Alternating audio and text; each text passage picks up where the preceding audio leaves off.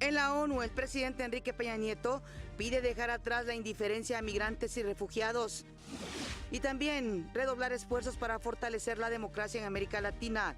El mundo no puede caer en la trampa de la demagogia ni del autoritarismo. La ONU acusa a líderes mundiales de tener sangre en las manos. Vemos líderes reformular constituciones, manipular elecciones y tomar otras medidas desesperadas para mantenerse en el poder. Más de 1.700 maestros serán dados de baja por faltistas. En el caso de Oaxaca es alrededor de 1.200 quienes están en el escenario de los ceses. En Chiapas cerca de 500, en Michoacán cerca de 80 y en Guerrero un número parecido, menor. El Papa Francisco condena el asesinato de 2 sacerdotes mexicanos, envió condolencias a los familiares. El gobernador electo de Veracruz, Miguel Ángel Yunes, pide la intervención del gobierno federal en materia de seguridad. Indignación por el secuestro y asesinato de la sobrina del presidente de la Federación Española de Fútbol en México. Imputan formalmente a Lula da Silva por corrupción. Homenaje a Mariano Azuela por el centenario de su obra Los de Abajo.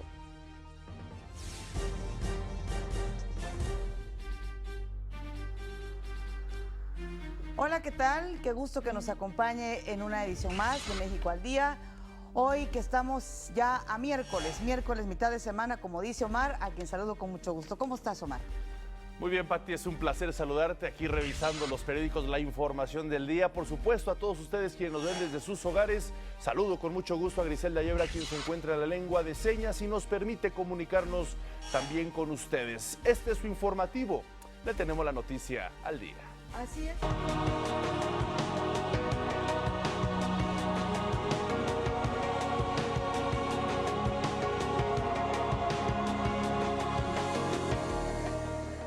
Así es, y en este momento la temperatura 15 grados centígrados en la capital del país. Desde aquí, como siempre, un saludo muy afectuoso también a quienes nos están viendo en el interior de la República Mexicana.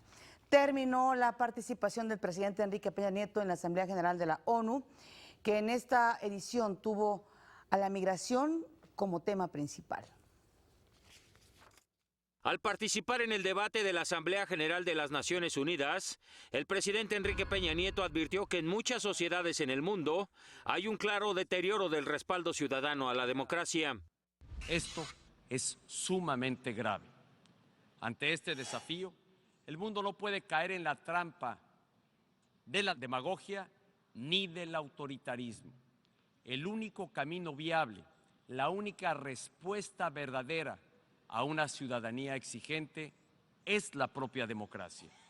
Ante líderes mundiales en la máxima tribuna de la ONU, el presidente Peña Nieto hizo varios llamados a dejar atrás la indiferencia con los migrantes y los refugiados, tema de la cumbre, así como continuar con el Acuerdo de París contra el cambio climático y, sobre todo, consolidar la Agenda 2030. Es, sin duda, el plan de acción más audaz, más noble y más exigente que ha adoptado la comunidad internacional en la historia reciente. Dijo que para México esta agenda es un compromiso de Estado y por ello se conformará un consejo de alto nivel para su cumplimiento, en el que participe la sociedad civil, la academia y el sector privado, además de autoridades. También habló sobre la relación Cuba-Estados Unidos. Y abonando a un clima de distensión y entendimiento en nuestra región, México reitera su llamado a levantar el bloqueo económico, comercial y financiero impuesto a Cuba. Antes, al participar en la cumbre de líderes, el presidente mexicano dijo que Centroamérica es otra región del mundo donde también hay una grave situación de migrantes y refugiados. En Centroamérica, la violencia generada por el crimen organizado, lo mismo que las sequías por el cambio climático, están desplazando a comunidades enteras, obligando a miles de personas a abandonar sus países. Informó que entre 2012 y 2016, el flujo de migración centroamericano a México se incrementó 286%. Además, en los últimos 3 años, hemos recibido casi 12,000 solicitudes de refugio. Por su parte, el presidente de Estados Unidos, Barack Obama, reconoció a algunos países por recibir a miles de personas. Quiero agradecer a nuestro copatrocinante, a Jordania y a nuestro presidente Ban Ki-moon. Jordania también lleva una gran parte del conflicto. Gracias a nuestra majestad por el trabajo que ha realizado. México, que está absorbiendo una gran cantidad de refugiados de América Central. Ante ello, el presidente Peña Nieto compartió una serie de acciones para brindar un trato más digno y humano a migrantes y refugiados. Entre ellas, incrementar 80% el personal de la Comisión Mexicana de Ayuda a Refugiados, evitar la detención de niños y jóvenes solicitantes de refugio y que ningún menor de 11 años sea alojado en una estación migratoria, además de campañas informativas para difundir el derecho a solicitar refugio. Luego de culminar la cumbre, el presidente inició su regreso a nuestro país. Para México al Día, Gustavo Castillo. Por supuesto, esta cumbre tuvo varias peculiaridades, y es que fue la última para el secretario general de la ONU, Ban Ki-moon, y también para el presidente de los Estados Unidos, Barack Obama. Ambos líderes se despidieron con un duro discurso contra la corrupción y la intolerancia. Esta 71ª Asamblea General de la ONU es especial, ya que es la última que encabeza el secretario general de Naciones Unidas, Ban Ki-moon, quien dejará el cargo el próximo 31 de diciembre. Durante su discurso hizo un llamado a poner fin a la violencia en Siria y criticó a líderes mundiales que anteponen sus intereses personales en lugar de ayudar a su pueblo. En demasiados lugares vemos líderes reformular constituciones, manipular elecciones y tomar otras medidas desesperadas para mantenerse en el poder. Mi mensaje para todos es evidente: servir a su gente, no perturbar la democracia, no robar los recursos de su país, no encarcelar y torturar a sus críticos. Quien también dio su último discurso ante la Asamblea General de la ONU fue el presidente de Estados Unidos, Barack Obama. Durante su intervención defendió la integración global y criticó el populismo que afecta a algunos países. Hoy en día, una nación rodeada por muros solo aprisiona a sí misma. Así que la respuesta no puede ser un simple rechazo a la integración global, sino que debemos trabajar para asegurar que sus beneficios sean compartidos ampliamente. En su participación, el presidente de Francia, François Hollande, hizo un llamado a la comunidad internacional a implementar el Acuerdo de París para combatir el cambio climático. También hubo participación de países latinoamericanos. El mandatario de Brasil, Michel Temer, defendió el juicio político que provocó la destitución de la expresidenta Dilma Rousseff. Este ejemplo que hemos dado al mundo demuestra que no puede haber democracia sin Estado de Derecho, es decir, que las normas se apliquen a todos, incluso a los más poderosos. Por su parte, el presidente de Perú, Pedro Pablo Kuczynski, condenó la crisis política que se vive en Venezuela y se mostró dispuesto a colaborar en el diálogo entre el gobierno y la oposición. Es imprescindible que mencionen nuestra preocupación por la crítica situación política, económica y social que vive el amigo país de Venezuela. La plena vigencia de la democracia requiere el absoluto respeto a los derechos humanos y las libertades fundamentales y el debido proceso, así como la plena garantía del respeto a la separación y el equilibrio de poderes. En esta primera sesión de la Asamblea General, los mandatarios también abordaron temas económicos, de salud, la crisis de refugiados, así como la Agenda de Desarrollo Sostenible 2030. Para México al Día, Guillermo de Gante.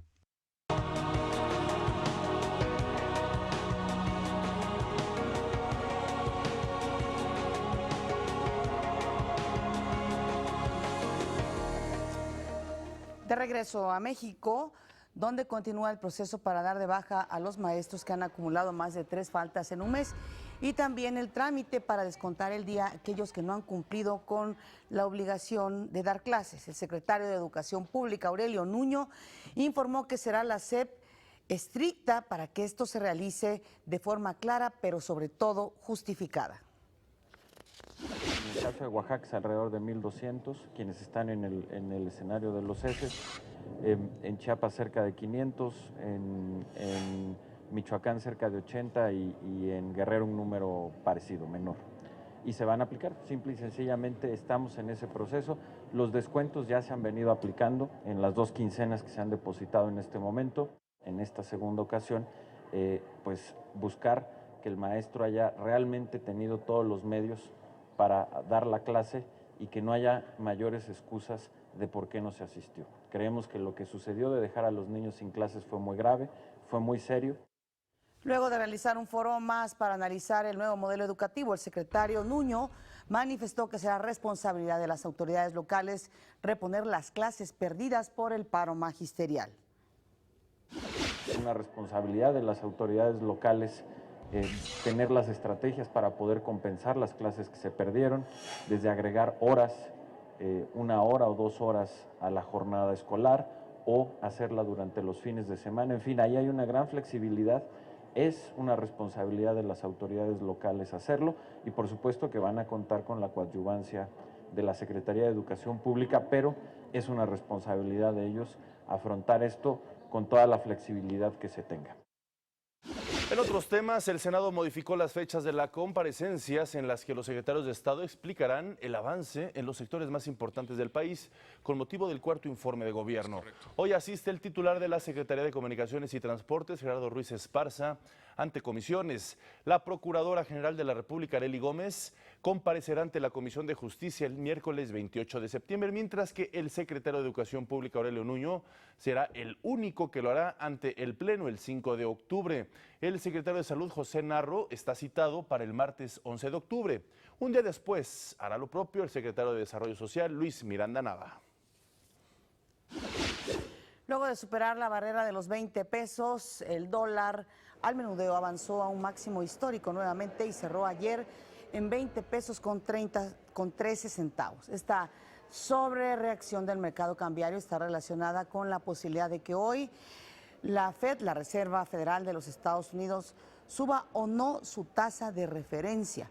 A este respecto, Jorge Carlos Ramírez Marín, quien es el coordinador de los diputados del PRI, advirtió que la disciplina financiera del país va a ayudar a blindar la economía para que la inflación no se dispare. Seguramente durante la comparecencia del secretario de Hacienda tendremos la oportunidad de tener una explicación muy amplia de cuál es la situación hoy y cuál es la perspectiva. Sin duda no son buenas noticias la pérdida de valor del peso frente al dólar, tarde o temprano puede llegar a impactar la inflación y es lo que más ha estado cuidando el gobierno federal y creo que todos estamos sin duda preocupados, pero también todos mantenemos la certeza de que la disciplina del país, su disciplina financiera, finalmente harán regresar a los mercados cambiarios a índices normales, pues un ranking o una variación mucho menor que la que estamos teniendo ahora. Ayer le adelantamos sobre el asesinato de María Villar Galaz. Ella es sobrina del presidente de la Federación Española de Fútbol, Ángel María Villar, por supuesto ella de nacionalidad española. Su cuerpo fue encontrado en el Estado de México en un canal de aguas negras. De acuerdo con información de autoridades españolas, la joven fue secuestrada la semana pasada y obligada a sacar dinero de diferentes cajeros automáticos ubicados en la colonia Polanco, es decir, fue un secuestro express. Posteriormente se pidió un rescate a la familia, quien hizo un pago menor a lo solicitado. Aún así, esperaban que apareciera sana, sin embargo, eso lamentablemente no ocurrió. Autoridades mexicanas ya iniciaron las investigaciones para dar con los responsables. Sí, se ha dicho que fue secuestrada en Santa Fe cuando ella abordaba un taxi. De ahí los familiares simplemente recibieron la llamada de los delincuentes donde se les exigía el rescate, pagaron parte, no completo, y finalmente fue encontrada muerta. Y otro asunto que pues ha provocado conmoción en el país, en el estado de Veracruz, y también reacciones como la del Papa Francisco, es el asesinato de 2 sacerdotes en Poza Rica, Veracruz.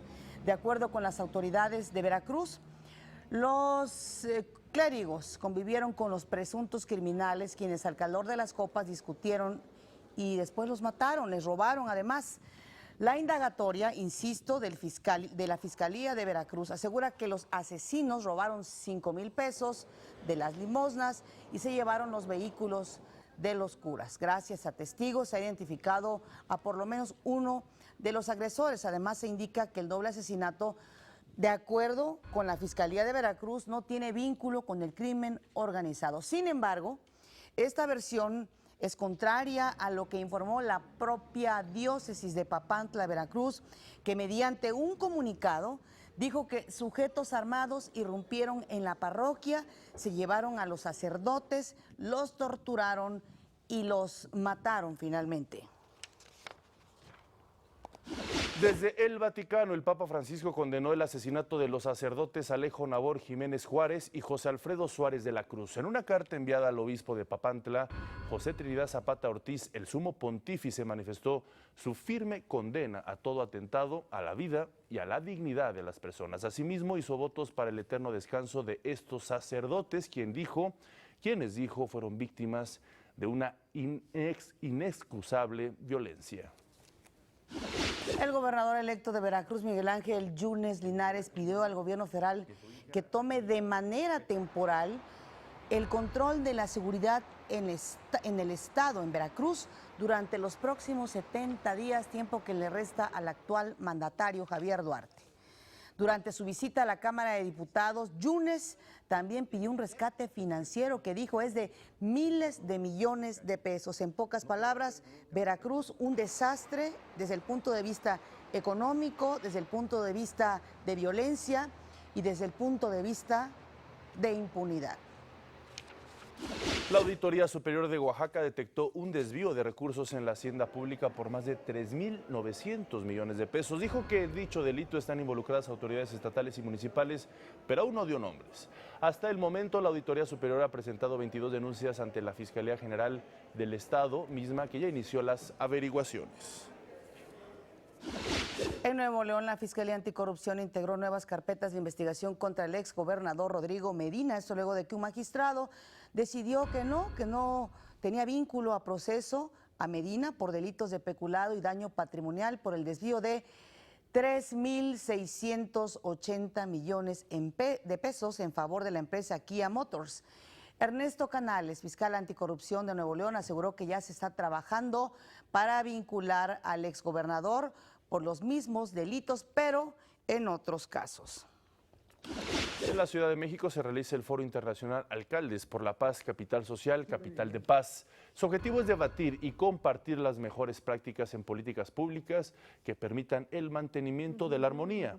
El encuentro, donde participan autoridades de las capitales de diversos países de América Latina, Asia y Europa, fue inaugurado por el jefe de gobierno de la Ciudad de México, Miguel Ángel Mancera, quien destacó las acciones encaminadas a promover la paz, como el programa Desarme Voluntario. Esta ciudad pues los recibe con los brazos abiertos, recibe y alienta los trabajos de Alcaldes por la Paz, reprocha y por supuesto repudia todo acto de violencia. En todo el país, la Secretaría de la Defensa Nacional acaba de reportar, se retiraron aproximadamente 72,000 armas. De estas 72,000 armas que se retiraron, más de 24,000 solamente fueron por nosotros, por la Ciudad de México. Una sola ciudad lo hizo. La Procuraduría General de la República destruyó millones de cigarros que entraron de manera ilegal a nuestro país. Personal de la Procuraduría General de la República destruyó 26.7 millones de cigarros ilegales.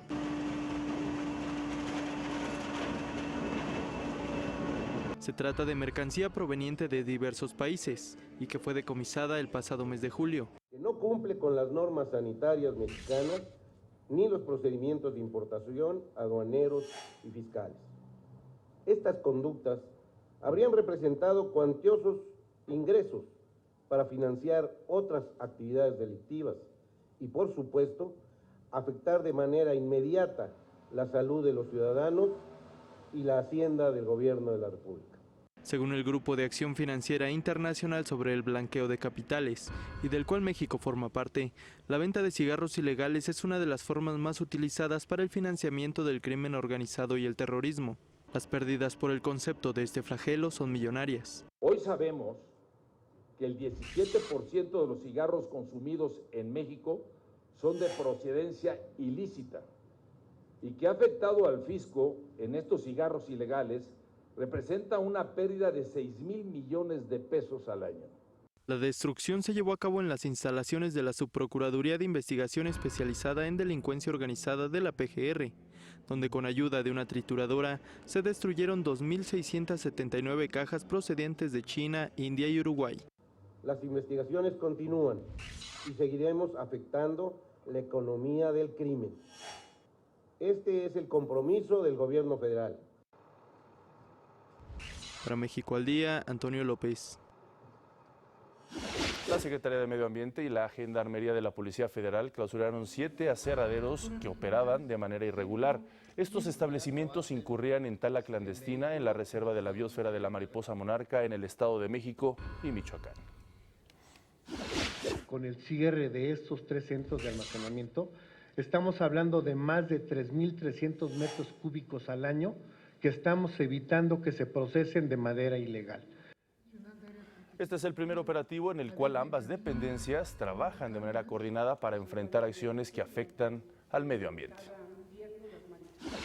Son equipos que se organizaron.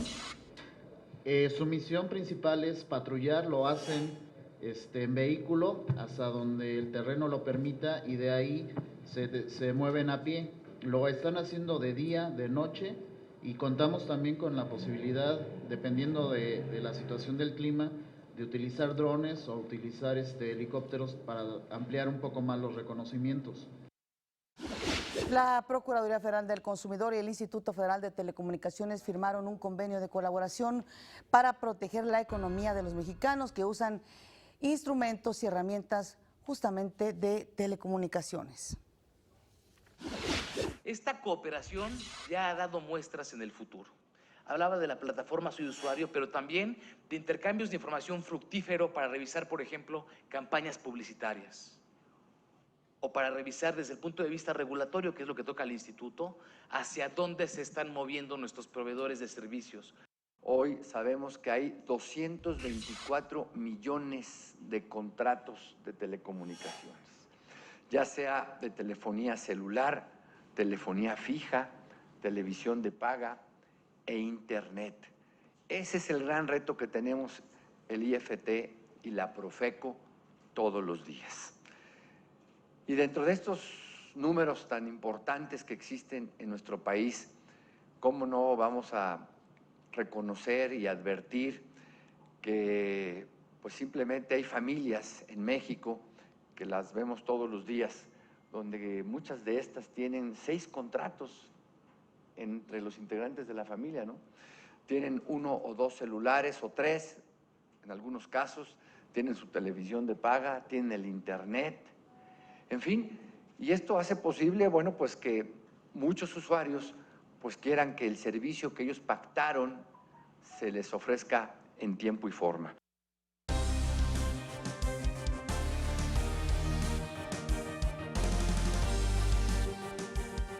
Personalidades y representantes de la vieja guardia republicana, entre ellos George Bush padre, Paul Wolfowitz y Richard Armitage, anunciaron que votarán por la candidata demócrata Hillary Clinton, pronunciamientos importantes puesto que son relevantes líderes republicanos. A ellos se suman otros como el secretario de Comercio Carlos Gutiérrez, el expresidente y consejero de Wall Street Hans Paulson y el ex embajador de Estados Unidos en la OTAN Richard Burns. El muro que propone construir Donald Trump en la frontera tendría efectos devastadores en el hábitat de la zona. Esto lo advierte el Servicio de Pesca y Fauna Salvaje de los Estados Unidos a través de un reporte que fue publicado en la revista Outside. De acuerdo con este organismo, la valla afectaría más de 100 especies en peligro de extinción, 108 especies de aves migratorias, en fin, también refugios de vida silvestre. Obviamente que esta propuesta no solamente tiene sus impactos sociales y económicos, sino también tendría un impacto en el ecosistema del lugar. Donald Trump Jr., vaya polémica que causó ayer con sus dichos, por supuesto dichos aberrantes, ingratos, injustos. Él es hijo del candidato republicano a la Casa Blanca y comparó a los refugiados sirios con dulces envenenados. En su cuenta de Twitter, el hijo del magnate publicó una imagen de un tazón con caramelos con la siguiente leyenda: si tuvieras un tazón de dulces y te dijera qué traes de ellos, te podría matar. ¿Tomarías un puñado? Pregunta. Ese es nuestro problema con los refugiados sirios, dijo así el hijo de Donald Trump. Él lo acompañó el tuit con el siguiente comentario: esta imagen lo dice todo, vamos a acabar con la agenda de lo políticamente correcto que no pone a América primero. Recordemos que su padre ha dicho en numerosas ocasiones que considera a los refugiados como un caballo de Troya, ya que asegura su objetivo es entrar a Estados Unidos para después atacarlo. En pocas palabras, hijo de tigre, tigrillo. La muerte de un hombre afroamericano en manos de la policía en Tulsa, Oklahoma, generó protestas de cientos de personas en el lugar del incidente. Esta fue contenida por la policía con gases lacrimógenos, la imagen de lo que le presentamos ayer, cuando esta persona, este afroamericano, fue detenido, intentó asomarse al coche y ahí la policía llegó y le disparó. Otra manifestación se registró en Charlotte, en Carolina del Norte, por un incidente similar. Los manifestantes bloquearon por momentos el paso de las patrullas en la calle y algunos incluso treparon a los vehículos policiales, pero el actuar de la policía de los Estados Unidos es común. Ahí, como ayer decíamos, Omar, no hay forma de que te le puedas revelar a la autoridad porque te disparan de manera inmediata.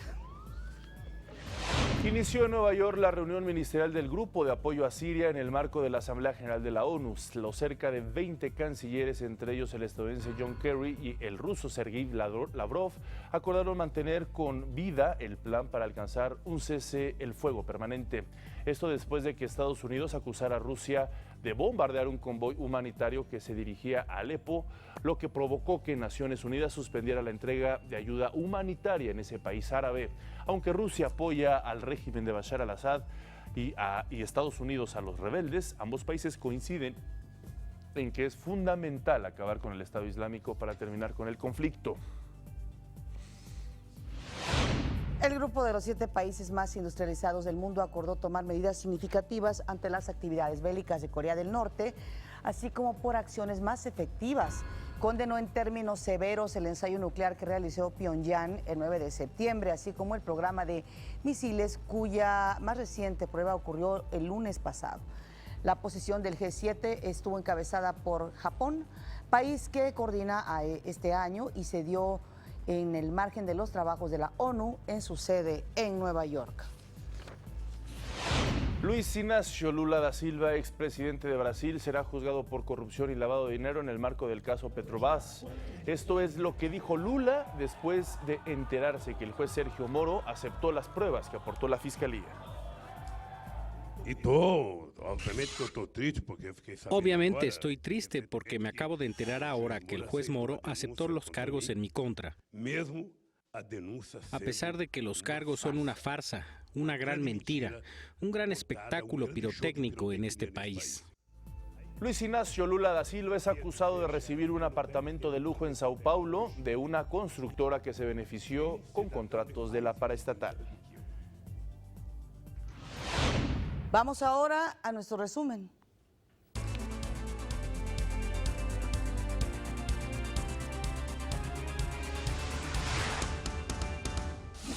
El presidente Enrique Peña Nieto pide en la ONU el reforzamiento de gobiernos democráticos. El mundo no puede caer en la trampa de la demagogia ni del autoritarismo. Además, pide dejar atrás la indiferencia a inmigrantes y refugiados.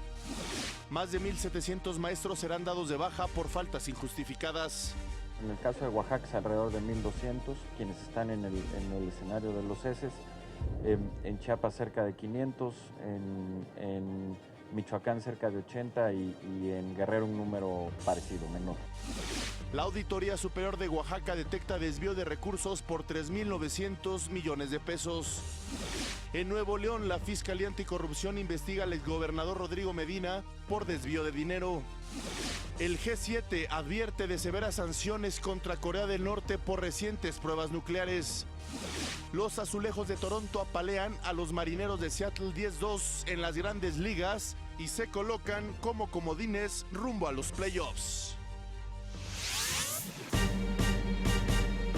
Se encuentra con nosotros el doctor Miguel Ángel Lezana Fernández, él es director general de difusión e investigación de la Comisión Nacional de Arbitraje Médico. Doctor, gracias por estar con nosotros en México al Día, bienvenidos. Al contrario. Decíamos fuera del aire, una institución que se inauguró en 1996. Efectivamente, Omar, muchas gracias. Gracias Pati, por la invitación. De ese día a hoy, cuéntenos cuál ha sido el avance, cuáles son sus objetivos y qué ha logrado. Bueno, muchas gracias nuevamente por la invitación. Efectivamente, acabamos de cumplir 20 años de existencia de la Comisión Nacional de Arbitraje Médico. Quizás valdría la pena empezar por decir un poco el contexto en el cual se crea la CONAMED y las razones o los motivos que hacen de su creación a través de un decreto presidencial. En aquel momento, hace 20 años, digamos, dos elementos resultaban muy importantes de lo que estaba sucediendo en general en los sistemas de salud en el mundo y, por supuesto, en México. Uno, llegaba ya a México con una intensidad creciente, un movimiento que se había gestado sobre todo en países desarrollados, particularmente en Estados Unidos, que era tendiente a privilegiar la judicialización de los conflictos que surgen en la atención médica. Y eso generaba una gran inquietud entre el personal de salud porque, pues digamos, esto les preocupaba que se fuera creciendo en esta industria del litigio contra el acto médico, y lo que se requería era una instancia que actuara como mediadora, que estuviera técnicamente calificada para poderlo hacer y resolver los conflictos, siempre acercando de buena voluntad a ambas partes. El segundo factor es el que tiene que ver con la incorporación acelerada de tecnología. Finales de los 80, principios de los 90 del siglo pasado, se incorpora rápidamente mucha tecnología a la industria médica, a la industria de la atención a la salud, y eso genera mayores riesgos de que se puedan cometer errores. Mientras más compleja es la tecnología, mayor es el riesgo de que se puedan generar errores, y esto inconforma, desde luego, a los pacientes y a sus familiares. Estos factores hicieron que las autoridades sanitarias en ese momento tomaran la decisión de crear, como decía yo al principio de mi comentario, por un decreto presidencial, la Comisión Nacional de Arbitraje Médico, que es un organismo desconcentrado de la Secretaría de Salud. Eso quiere decir que tiene autonomía técnica y autonomía de gestión para atender este tipo de conflictos de manera amigable entre las distintas partes que pudieran estar interviniendo. Muy importante, intervenimos tanto cuando se trata de instituciones públicas como cuando se trata de instituciones privadas. Lo que ponemos en operación son mecanismos de mediación, de conciliación e incluso de arbitraje, si ambas partes así lo desean. Yo le pregunto, doctor, de los casos que ha investigado la CONAMED, ¿cuántos han tenido un término, digamos, judicial en el que se castigue, por ejemplo, a una institución por haber incurrido en un error médico? Bueno, en términos generales, nosotros no hablamos de castigar o de no castigar, porque es un mecanismo que lo que trata de hacer es de que las partes se acerquen y que logren un acuerdo. Entonces, no hablamos tanto de que haya culpables o no culpables. En general, estos acercamientos y estos acuerdos positivos o conciliaciones los logramos en poco más de 50% de los casos que se acercan con nosotros en la CONAMED. No todos requieren llegar a una conciliación. Mucha gente se acerca a la comisión simplemente buscando una orientación, claro, porque no saben exactamente si está bien o está mal lo que le está pasando. Hay ocasiones que se acercan para pedirnos cosas que nosotros no podemos hacer. O sea, ¿Cómo cuáles no pueden hacer? Por ejemplo, nosotros actuamos siempre en el marco del derecho civil. Si alguien quiere, por ejemplo, que esto se atienda bajo un esquema penal, nosotros no podemos intervenir. Si es un tema que tiene que ver, por ejemplo, con aseguradoras privadas, alguien que dice, bueno, es que la aseguradora no me quiere pagar tal o cual intervención o tal o cual cosa que me quiera hacer el médico, tampoco lo vemos, para eso está la CONDUCEF. Si es un tema, por ejemplo, que tiene que ver con incapacidades o con cuestiones de carácter laboral, tampoco lo vemos. Son litigios que tienen que ver con el acto médico propiamente y que se inscriben en el marco del derecho civil. Anualmente, ¿a cuántas personas atienden justamente? En promedio, Mar, atendemos 15,000 personas en la Comisión Nacional aquí en la Ciudad de México. Vale la pena mencionar que hay 26 comisiones estatales. Es decir, hay 26 entidades federativas que cuentan con una comisión estatal. No dependen de nosotros, dependen directamente de los gobiernos de las entidades federativas, pero tenemos un esquema de coordinación muy eficiente con ellos. Es decir, se aplica el mismo modelo de atención a la población y ellos atienden al menos una cantidad equivalente cada año en sus comisiones. Doctor, voy a utilizar un símil, no sé si esté en lo correcto, pero un símil con la Comisión Nacional de Derechos Humanos y en el caso de la Comisión Nacional de Arbitraje Médico. Si bien, dice usted, no tiene un carácter punitivo, es decir, no se establece un castigo, pero sí el peso de una recomendación por parte de la CONAMED sí es importante, ¿no? Sí, por supuesto. Es decir, por ejemplo, otro de los servicios que brindamos es justamente cuando la población decide acudir a la Comisión Nacional de Derechos Humanos o a una Comisión Estatal de Derechos Humanos, en muchas ocasiones, cuando es una cuestión, digamos, estrictamente administrativa, lo resuelven las comisiones. Claro. Pero cuando sí hay en el fondo un problema que tiene que ver con la parte técnica, científica de la medicina, nos piden a nosotros una opinión. De tal manera que trabajamos de manera muy coordinada y de manera muy estrecha con la Comisión Nacional y con la Comisión de la Ciudad de México. O igualmente, si las personas finalmente deciden irse por la vía de los tribunales, a través del Ministerio Público, también el Ministerio Público, en promedio nos solicitan 350 dictámenes periciales que le entregamos al Ministerio Público. O las contralorías, a veces los casos nos llevan porque una persona va a una institución pública, algo sucede que no le parece, se queja en la Contraloría, en el órgano interno de control de esa institución y esa institución nos pide a nosotros opinión y nosotros la damos para que la institución mejore lo que tenga que mejorar. ¿Cuál es la manera más eficiente para que las personas acudan a ustedes? Justamente estos 3 puntos: brindar orientación y asesoría especializada a los usuarios y prestadores de servicios médicos sobre sus derechos y obligaciones, gestión inmediata y conciliación y arbitraje. Bueno, pueden acudir con nosotros directamente, personalmente, a nuestras instalaciones que están en la colonia Narvarte, la calle Esmitla, número 250, esquina con el eje 5 Sur, Eugenia. Se pueden acercar con nosotros a través de nuestra página en internet, www.go.mx/CONAMED, o telefónicamente llamando a nuestro conmutador, que es el 5420-7000, y esto es importante tanto para los pacientes, sus familiares, como para el personal de salud, que también estamos para brindarles servicios y darles asesorías. Doctor, finalmente, a mí sí me gustaría preguntarle esto. Cuando hablamos de una cuestión médica, ¿no? Sabemos que se involucra la salud, se pudo haber involucrado incluso la vida de una persona. ¿Qué tan difícil es precisamente lograr esta conciliación? Es decir, explicarle a los familiares y que los familiares acepten una resolución por parte de un organismo como la CONAMED cuando asiste la parte, digamos, científica, asiste a la razón.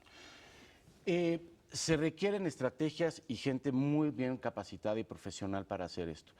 En el caso de la medicina, algo a lo que se enfrenta cotidianamente la CONAMED y los propios servicios de salud es a la gran asimetría de información que hay entre la población, los pacientes y el profesional de la salud. Esto a todos nos ha pasado, que nuestro médico sabe más de nuestra salud que nosotros mismos, porque para eso se formó. Entonces, se tiene que trabajar en estrategias de comunicación y de mediación muy específicas. Tiene que ser personal muy bien capacitado, profesional, conocedor de este campo, para lograr justamente estas explicaciones que acerquen a las partes y que se entienda muy bien si hubo o no hubo un problema.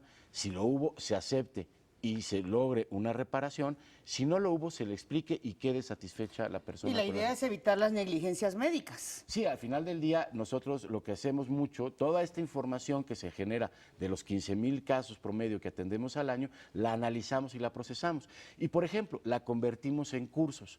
Precisamente en este año, a principios de este año, con televisión educativa, subimos a la plataforma de televisión educativa un curso autogestionado. México X. En México X, un curso autogestionado de prevención del conflicto médico, al cual, por cierto, se inscribieron 15,000 personas. Perfecto, doctor Miguel Ángel Lezana, pues muchas gracias por estar aquí, hablarnos de verdad de la importancia que es que se regule el actuar médico, que haya confianza en las instituciones, porque ese es sobre todo la confianza, Pati, muy importante. Gracias, doctor, por estar con nosotros. Una pausa, regresamos. Esto es México al Día.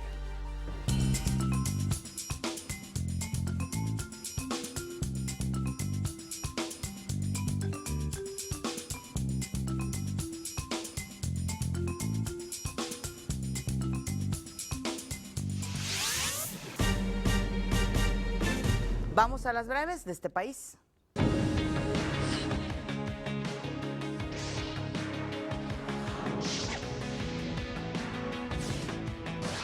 El jefe de gobierno de la Ciudad de México, Miguel Ángel Mancera, descartó que exista un conflicto con el Estado de México por el destino de las 8,000 toneladas diarias de basura que se generan en la capital y que son depositadas en territorio mexiquense. Afirmó que se trabaja en la construcción de 2 plantas de tratamiento de residuos.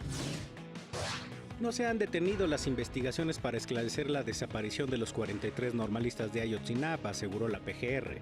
Informó que ya se tienen identificados cerca de 40 sitios en los que se podrían haber realizado inhumaciones. También dijo que gracias al rastreo de celulares, se determinó que el 26 de septiembre de 2014, cerca de 90 policías que se encontraban en Huitzuco se desplazaron hacia el puente de El Chipote, sitio en el que fue retenido el autobús en el que viajaban entre 15 y 20 estudiantes. El alto comisionado de la Organización de las Naciones Unidas, Jan Jarab, visitará la Normal de Ayotzinapa. Sostendrá una reunión con estudiantes y padres de los 43 desaparecidos para refrendar el apoyo de la ONU y exigir el esclarecimiento de los hechos, así como la aplicación de la justicia.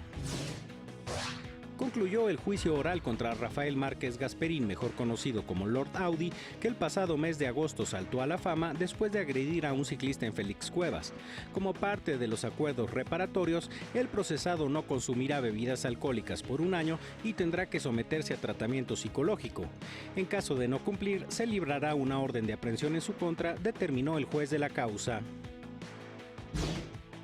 Bueno, y nos gustaría informarles que el Banco Mundial presentó su informe Doing Business 2016, que analiza la facilidad de hacer negocios en 189 países y contempla la normatividad que regula las actividades de las pequeñas y medianas empresas locales a lo largo de su ciclo de vida.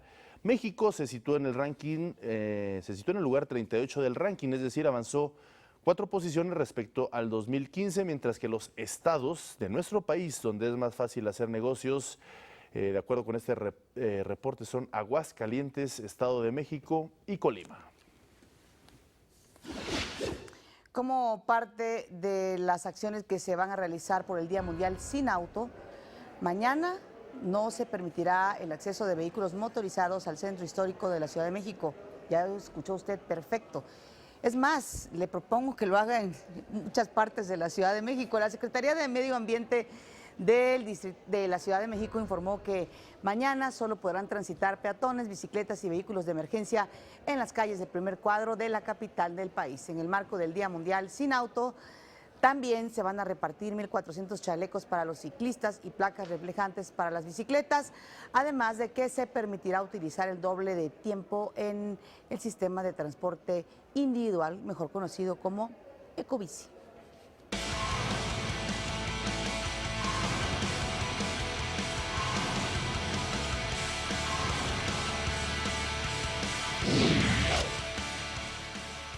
Hoy es nuestra sección Emprendedores y nos visitan en el estudio 2 jovenazos muy talentosos. Está aquí con nosotros Evelyn Lozano y Adolfo Ferrer. Ellos son fundadores del LIX, Club de Robótica y Programación para Niños. Jóvenes, muy buenos días. Es un placer tenerlos, sobre todo este talento tan importante. Muchísimas gracias. Platíquenos, primero las damas, ¿de qué se trata este Club de Robótica? Bueno, nosotros tenemos el LIX dividido en 3 partes. La parte de LIX, que son los clubes de robótica y de programación, donde por medio de un programa de alto rendimiento buscamos posicionar a los niños en competencias internacionales de robótica y de programación. y que también desarrollen valores como emprendimiento, creatividad, innovación, trabajo en equipo y liderazgo. La segunda parte se llama Tinkering MX y son campamentos de ingeniería y tecnología para niños, donde por medio de que los niños aprenden por la práctica, empiezan a comprender pues conceptos básicos de ingeniería y de tecnología y aprenden cómo funcionan las cosas. Aquí les enseñamos a utilizar herramientas como taladros, flexómetros, sierras, y aprenden a desarrollar proyectos que puedan llevar desde la parte conceptual hasta un producto final.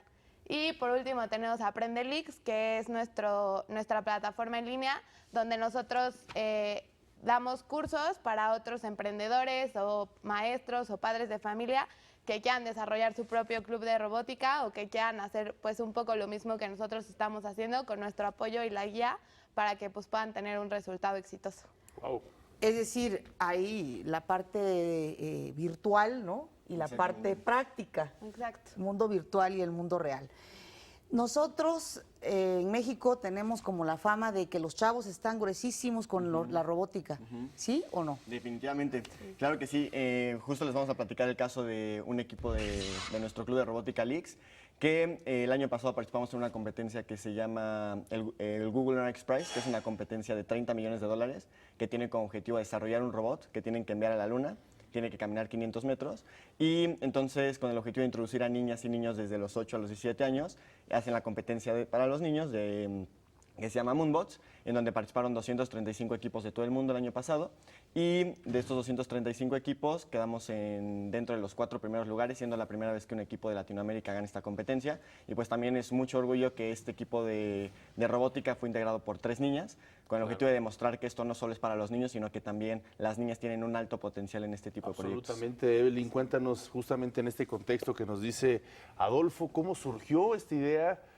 Porque seguramente muchos jóvenes nos están viendo y se preguntarán cómo pasar de ser líderes y organizar este tipo de clubs y no solamente a estudiar una materia que involucre este tipo de conceptos. Bueno, pues justo yo creo que esa parte te la puede contestar mejor Adolfo, porque es una historia como un poco más personal de él y creo que puede funcionar. Yo inicié cuando tenía 10 años, yo inicié participando en competencias internacionales de robótica y desde ahí me enamoré por completo de este tema y no solo por la parte de aprender robótica y aprender a programar, sino también por las habilidades que se desarrollan de trabajo en equipo, de una perspectiva internacional, el poder viajar a otros países y representar a tu país y demostrar que México está a la altura de países como Estados Unidos, Japón y ese tipo de proyectos y pues ahí con el objetivo de poder inspirar a que más niños se desarrollen en estos temas y se den cuenta de este potencial es que decidimos iniciar con Leaks. Y ahora, de acuerdo con tu experiencia personal, ¿cómo se pasa o cómo inicias, por ejemplo, el gusto por la robótica? Digo, desde armando Legos, a ver, dinos. Sí, básicamente unas cosas que hacemos es con Legos, etcétera,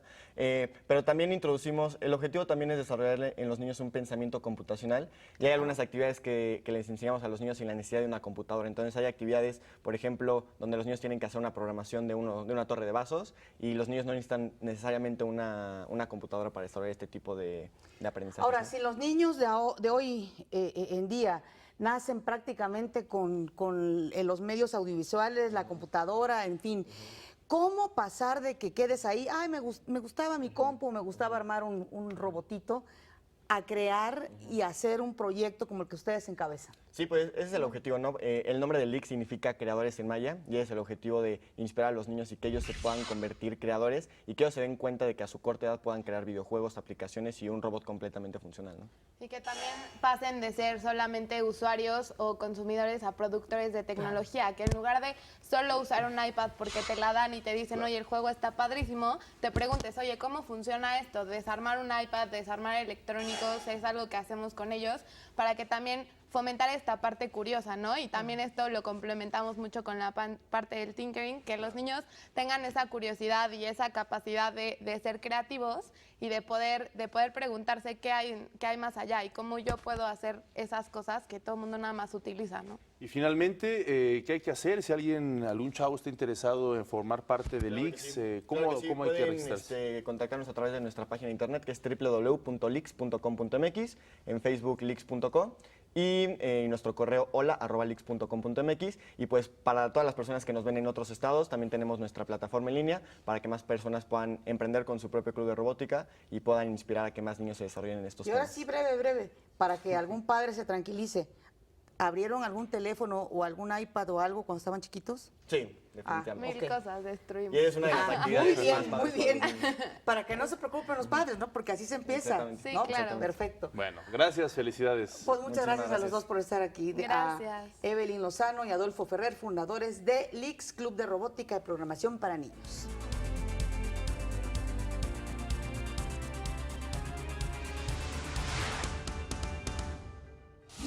La ONU critica a líderes mundiales que someten a sus pueblos. Vemos líderes reformular constituciones, manipular elecciones y tomar otras medidas desesperadas para mantenerse en el poder. El gobernador electo de Veracruz, Miguel Ángel Yunes, pide la intervención del gobierno federal en materia de seguridad.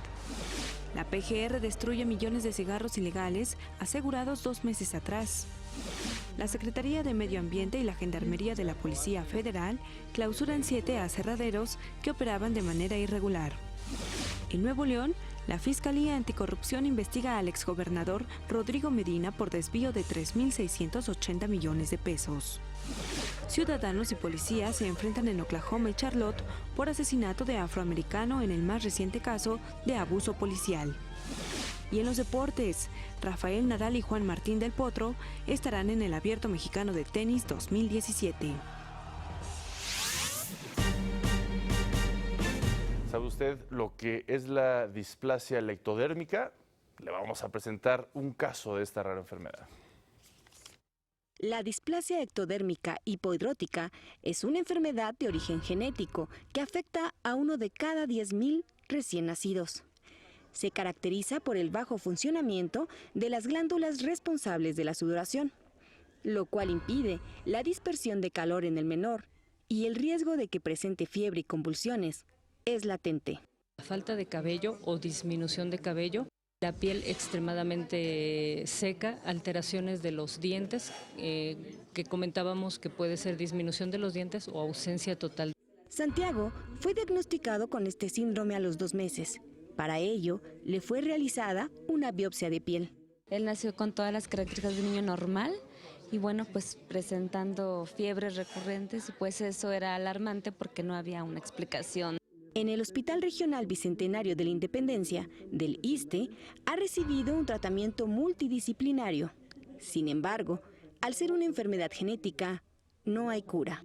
Santiago deberá de evitar altas temperaturas o actividades que disparen su calor corporal.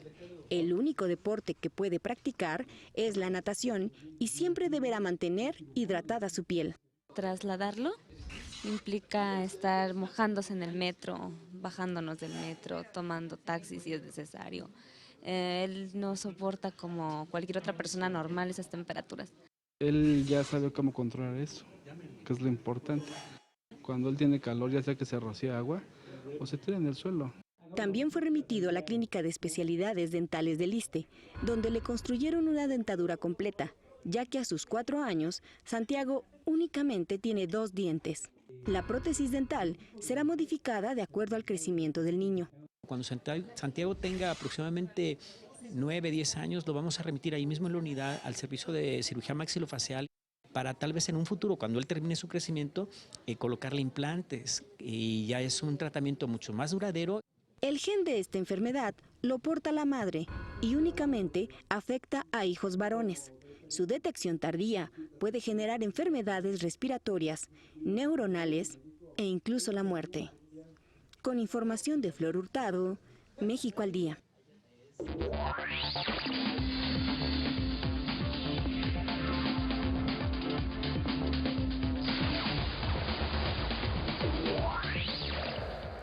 Y de este mundo real nos vamos al virtual, como todos los días. Ya está lista también Ana Cristina Olvera. Ana Cris, muy buenos días para ti. Muy buenos días, Pati, Omar, qué gusto me da saludarlos como siempre, como cada mañana aquí en México al Día. Y bueno, hoy iniciamos con una noticia que es bastante importante tanto para los mexicanos como para las mujeres, y es que 2 mexicanos se encuentran en la lista de los 20 latinos más influyentes en el mundo tecnológico, la cual fue publicada ayer por la web CNET en español.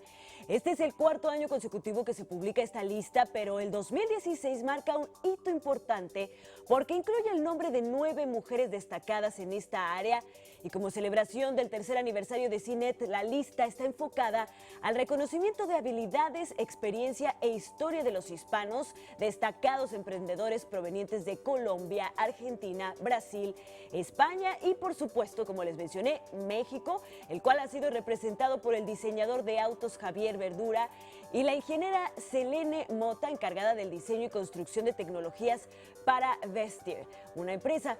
Los 20 latinos comparten sus conocimientos y talentos a través de empresas como Tesla Motors, Apple, Google, Microsoft e instituciones tan prestigiosas como la misma NASA, la Agencia Aeroespacial Estadounidense. El amplio rango de puestos de estos 20 latinos muestra el poder que año tras año van adquiriendo y la importante aportación en los avances de tecnología. Y bueno, pues en estas épocas coyunturales, por la campaña de los candidatos presidenciales que buscan la silla en Estados Unidos, pues toda esta información es muy importante. Estamos viendo aquí una publicación de las más importantes en tecnología que está reconociendo la contribución de 20 latinos y pues que refuerza así la importancia de esta raza y por supuesto de los inmigrantes y de todas las fuerzas de trabajo minoritarias alrededor del mundo. Y es importante entonces también como el papel que está jugando esta postura y el papel de la tecnología. Y es que con la intención de dar a conocer los mínimos detalles de todo lo acontecido durante las campañas para la elección de gobernante el próximo 8 de noviembre en Estados Unidos, ahora se transmitirán en vivo los 4 próximos debates de los candidatos a través de Facebook, haciendo uso de las ventajas que ofrecen las redes sociales en cuanto a la facilidad de acceso y alcance. ABC News anunció que la cobertura a través de la plataforma digital Facebook pues será una de sus principales herramientas, situación que sucede por primera vez en la historia. La primera transmisión será el 26 de septiembre, fecha en la que se ha programado el primer debate. Habitantes de Estados Unidos y por supuesto ahora de cualquier rincón del planeta podrán acceder a los contenidos con opción a elegir el medio idóneo, ya sea Facebook, ABC News o por supuesto pues los diferentes medios que estarán transmitiendo los detalles.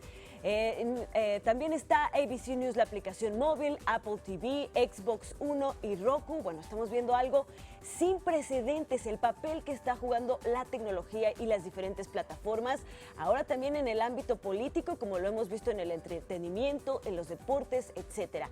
Además, los eventos políticos también estarán disponibles por las cadenas CBS, Fox, CNN, entre varios otros.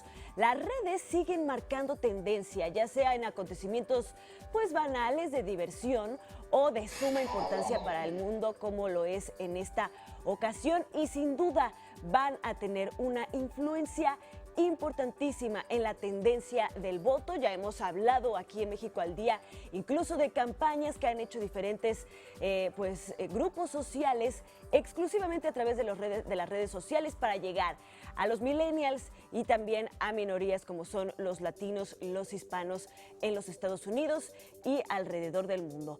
Y bueno, Omar, tú ya comentaste sobre la controversia en redes sociales. Seguimos hablando del poder de las redes sociales en estas campañas, que surgió después de que el hijo de Donald Trump publicara un mensaje bastante desafortunado sobre los refugiados sirios. Pues este mensaje, como dijiste, causó una gran polémica a través de las redes sociales. La gente salió en defensa de todos aquellos que en busca de seguridad pues han tenido que huir de la guerra. Sin embargo, el controvertido tuit fue compartido por miembros de la campaña de su padre, acción que pues reafirma el rechazo a los migrantes y a los refugiados, uno de los lemas que promueve Donald Trump para ganar su lugar en la Casa Blanca. La empresa Skittles respondió a este tuit aclarando que les parece incorrecta la comparación. Ellos simplemente publicaron: los Skittles son dulces y los refugiados son personas. Y dijeron que prefieren abstenerse de más comentarios porque no quieren que se malinterprete su mensaje como pues una acción de marketing. Las personas, pues como estamos viendo ahí en pantalla, empezaron a compartir fotografías desgarradoras de las escenas que les han dado vuelta al mundo de los refugiados sirios y de otros países, poniendo pues el lema: estos son los Skittles de Donald Trump. Vaya polémica y vaya importancia que toman las redes sociales y el poder que tiene la gente de expresar sus opiniones a través del mundo en temas coyunturales como este. Que tengan excelente día. Gracias, Ana Cristina. Igualmente, un excelente día para ti. Y déjenme informarles que la agencia de noticias del Estado mexicano Notimex unió esfuerzos con la Agencia Espacial Mexicana para darle difusión a las actividades que realiza y a sus avances en materia de ciencia, tecnología, industria y temas educativos. Uno de los primeros beneficios de este acuerdo será la divulgación de las actividades del 67 Congreso Internacional de Astronáutica, que se realizará en nuestro país, ponga usted mucha atención, del 22 al 30 de septiembre. Y por supuesto aquí en México al Día le tendremos una cobertura especial con Ana Cristina Olvera, quien se encontrará en territorio tapatío. Contará con más de 4.500 asistentes de todo el mundo y es considerado, ojo, como los Juegos Olímpicos del Espacio. Excelente. Y hablando de Notimex, pues le quiero presentar un trabajo especial sobre el concierto que va a dar Roger Waters, nada menos que fundador de Pink Floyd, un concierto gratis en el Zócalo de la Ciudad de México. Ayer, por cierto, fue tendencia en las redes sociales el que se presente este músico. Vamos a ver la historia.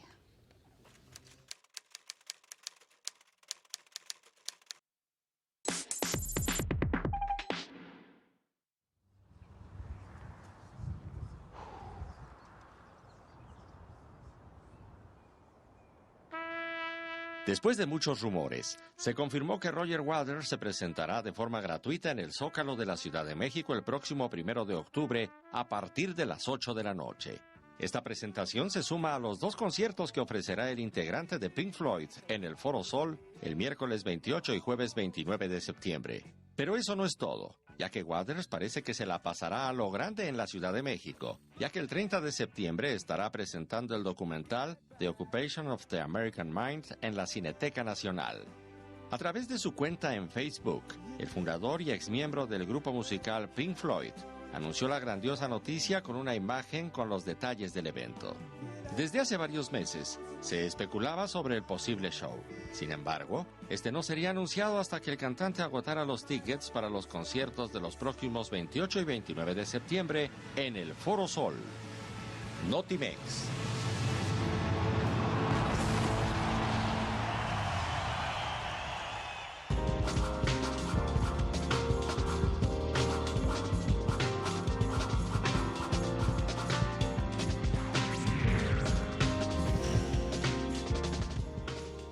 El Salón de la Plástica Mexicana rinde homenaje a la obra Los de Abajo de Mariano Azuela a 100 años de su publicación.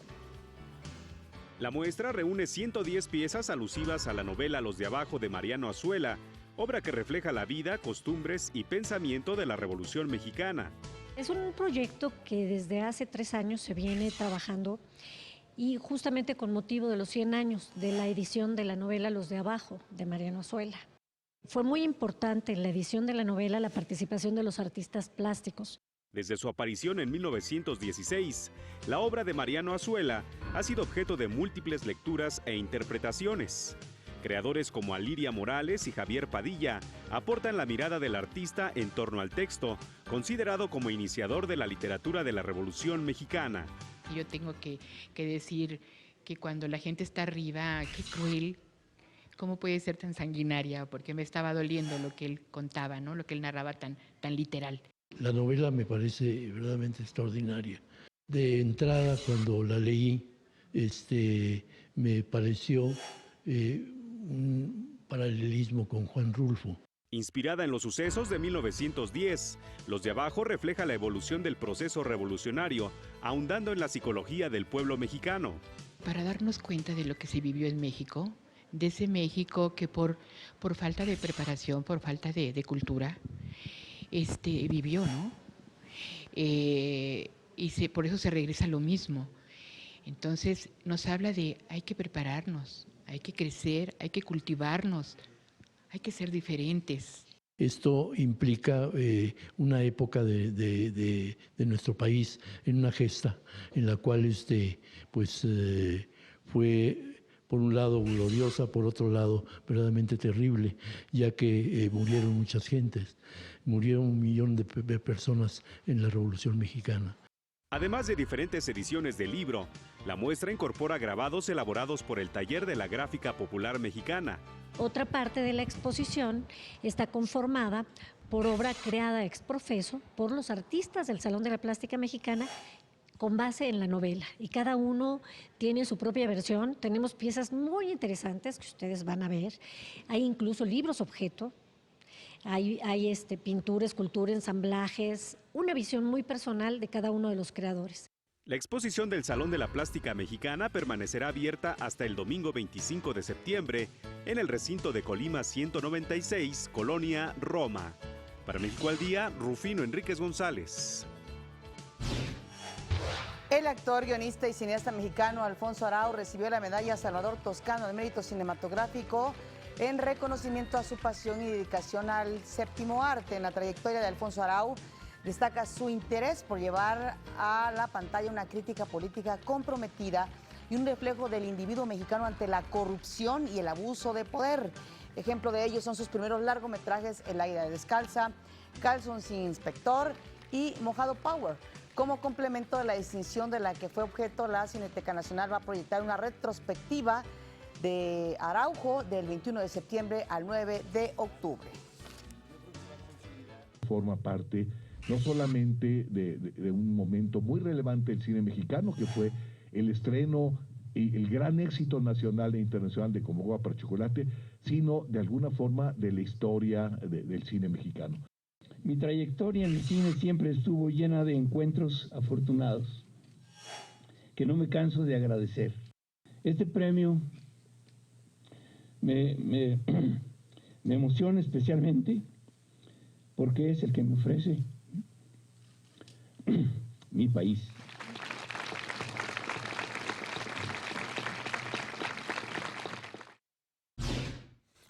Sin duda un emotivo momento para Alfonso Arau. México, es tu momento.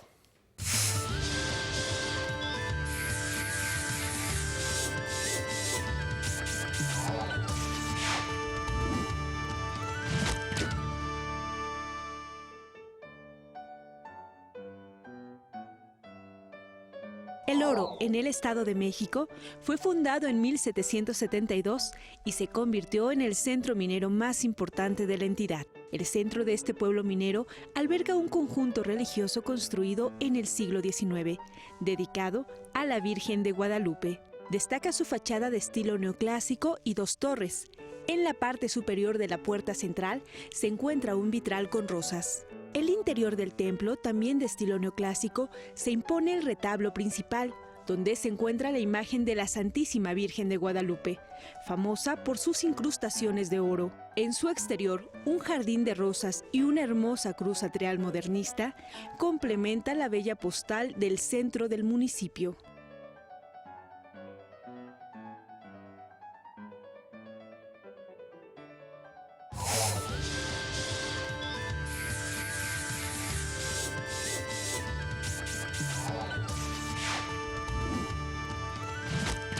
Vamos al resumen.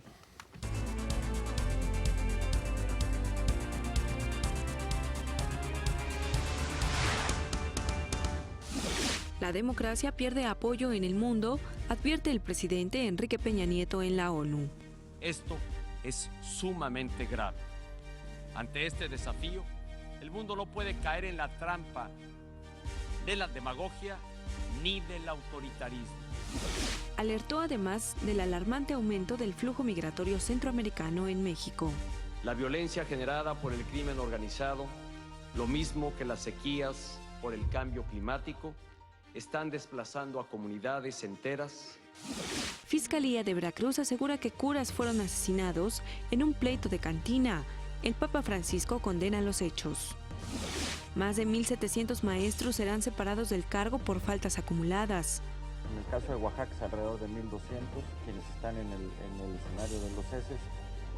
En Chiapas cerca de 500, en Michoacán cerca de 80 y en Guerrero un número parecido, menor.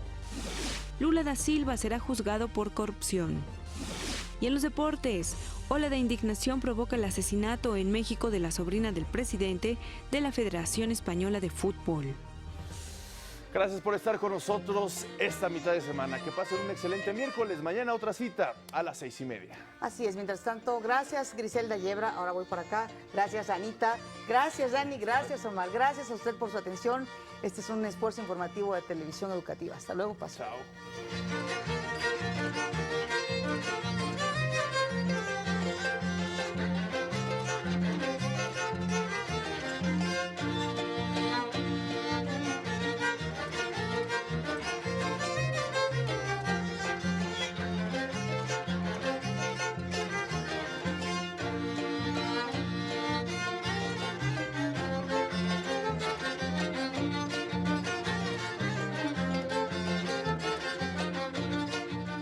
Esto es México al Día.